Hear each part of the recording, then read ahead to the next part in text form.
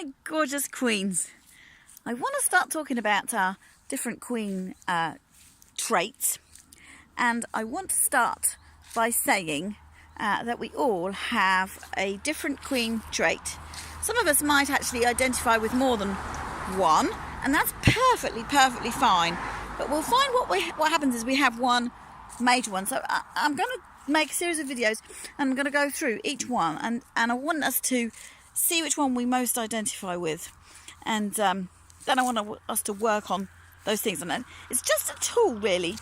The queen traits are just a tool to help us think about ourselves in a bit of a deep way, and to really work with our inner she, and to get to that beautiful divine purpose. That's what it's all about. So we're drawing out something that's inside us that we identify with, to bring about some clarity in identifying what our divine purpose is and how we can walk forward in it. This is really where I'm coming from on it. So this video I want to talk about warrior queens. Now, a warrior queen is not a queen who's going literally around with a sword and a shield and fighting. That's not what I'm talking about. A warrior queen is a strong queen who will stand firm. That's the first thing that she will do.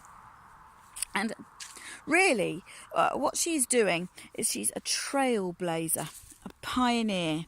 She can see into the future, and she can go there, and she can bring others with her.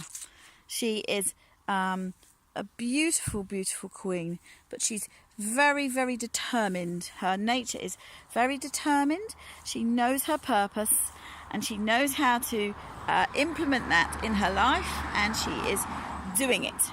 And others will naturally gravitate towards that energy, and they will be pulled along in the wake of her, her train of her dress, really.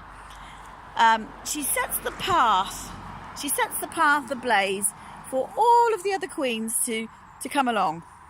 But I want to make it really clear that she's not, as we talked about before, she's not the queen of queens.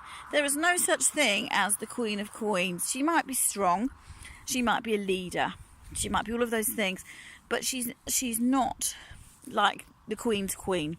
She's simply able to do these tasks that the universe has set her. We all are a queen in our own queendom, remember. So we're all top of our queendom. There's no hierarchy, and there's no competition, and there's no ranking amongst queens. We're different, but we're complementary. And I want to make that really clear to our hearts, because we don't in any way want to come to a place where we're thinking in terms of this queen is better than that queen, because that is a very male way of thinking. Hierarchical thinking isn't really something that happens in a queendom. Do you know what, girls? We don't go up levels, we go down deep, we dig down deep. So it's the complete opposite way of thinking.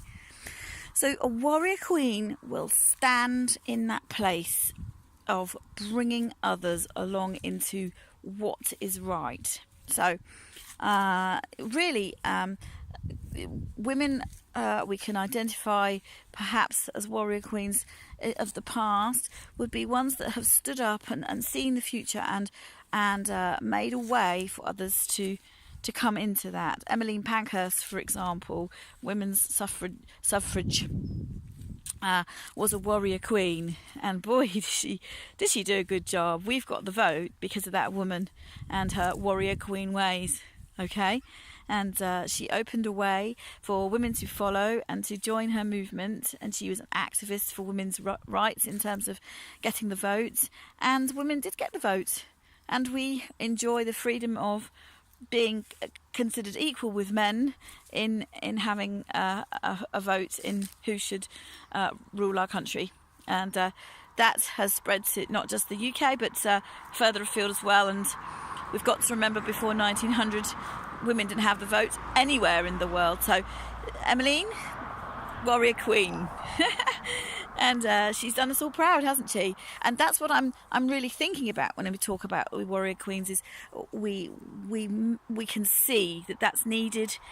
We work a way to become an activist into that area, and it might be a big thing like that, but it might be not a big thing at all. The attitude is the same, that we lead and we trailblaze and we pioneer a way through for other women to follow on and to take up the baton.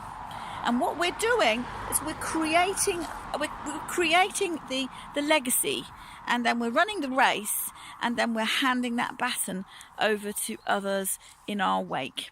That is what a warrior queen does. So I'm hopeful that you'll identify with her, and if you do, that's fantastic. And I think I'm probably a warrior queen too. So that's really why I started with warrior queens. So this is what I wanted to talk about, and I'll be back, and we're going to explore some other beautiful queen traits, because we're all beautiful queens and we all have a beautiful queen trait.